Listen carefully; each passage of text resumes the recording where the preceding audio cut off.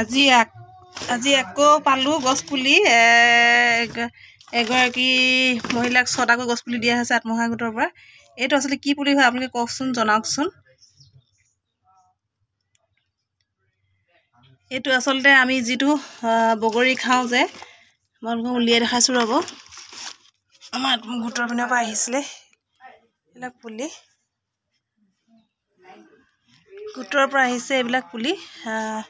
এইটো এটা আচলতে বগৰী পুলি হয়, যিটো বগৰী আপেল বগৰী বুলি কওঁ, বৰ্তমান পূৰা প্ৰচলিত হৈছে। সকলোৱে খাই ভাল পায় এই বগৰীটো। আৰু ওখ ঠাইত ৰুব লাগে, কিন্তু পানী সমান ঠাইত নহ'ব, এইটো পানী জমা হোৱা ঠাইত নহ'ব, এইটো অকণমান এঢলীয়া ঠাইত ৰুব লাগে। কিছুমানে চাপৰিটো লগাইছে এইটো পুলি আচলতে। পেলাই থৈ দিলে নহ'ব, এই গছপুলিটো এই উদাহৰণ, তাকে মই দিলোঁ আপোনালোকক।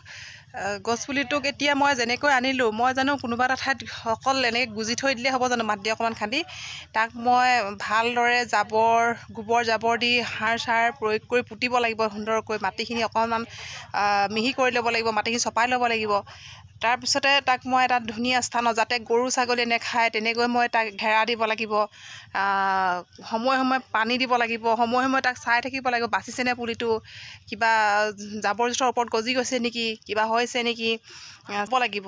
ঠিক তেনেকুৱাই এটা শিশু ঠিক তেনেকুৱা আমি জন্ম দি পেলাই থৈ দিলেই অকল নহ'ব, তাক গঢ় দিবলৈ হ'লে, মানুহ কৰিবলৈ হ'লে তাক আমি প্ৰতি মুহূৰ্ততে তাক নজৰ দিব লাগিব। সি কিতাপ পঢ়িছেনে, সি কি কৰিছে, সি বুজি পাইছেনে, সি পাঠবোৰ সি কি বিষয়ত আচলতে ভাল পায়, সি কি বিষয়ত বেছি মনোগ্ৰাহী হয়। বৰ্তমান ছায়েন্সটোতো প্ৰায়ে ল'ৰা ছোৱালী ভাল পাবলৈ ধৰিছে, প্ৰায়ে ল'ৰা ছোৱালী, আৰু ভাল পোৱাটো নিতান্তই প্ৰয়োজনীয়, কাৰণ বৰ্তমান প্ৰযুক্তিবিদ্যাৰ যুগ, ছায়েন্সটো লাগেই মানুহক, নহ'লে নহয়। এতিয়া কংকন বৰাৰ কথা কওঁ। সকলোৱে চিনি পাইছে, বৰ্তমান এইকেইদিন শিৰোনাম দখল কৰিছে, নিউজৰ শিৰোনাম দখল কৰিছে কংকন বৰা। আমাৰ দুলীয়াজানৰ উষাপুৰৰ একান্ত পৰীক্ষা উত্তীৰ্ণ হৈছে। এতিয়া এই হায়াৰ ছেকেণ্ডেৰী ফাইনেল দি তেওঁ এতিয়া লণ্ডনলৈ বুলি যাব। এক পইচাও তেওঁ ঘৰৰ পৰা কোনো খৰচ কৰিবলৈ প্ৰয়োজন নাই। যিকেইটা তেওঁ NIT পিনৰ পৰা পৰীক্ষা দিছিলে, গোটেইকেইটা পৰীক্ষাতে উত্তীৰ্ণ হৈছে। ছায়েন্স যিসকলে আচলতে এইবিলাকত, মই ইমান ভালদৰে নাজানো, ছায়েন্সটো বিশেষকৈ লাগিবই, এইটো বিষয় ছায়েন্সটো লাগিবই, মাষ্ট বি। আৰু মেথছ ছায়েন্স এইকেইটা বিষয়ত ল'ৰাটো পাৰদৰ্শিতা দেখুৱাব পাৰিবই লাগিব, আৰু এইকেইটা বিষয় পাৰ্চেণ্টেজ ভাল হ'ব লাগিব। সেইবিলাক ল'ৰা ছোৱালীয়ে বেছি এতিয়া এই পৰীক্ষা NIT পৰীক্ষাবিলাক দিবলৈ সুবিধা পাইছে।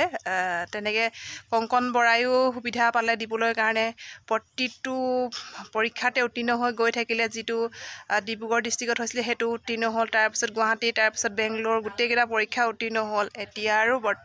এতিয়া হায়াৰ ছেকেণ্ডেৰী পাছ কৰাৰ পিছত আৰু তেওঁ চিধা একদম লণ্ডনলৈ গুচি যাব। একেবাৰে ঘৰৰ পৰা কোনো খৰচ বহন কৰিব নালাগে, এইবিলাক চব চৰকাৰৰ পৰাই বহন কৰিব খৰচবিলাক।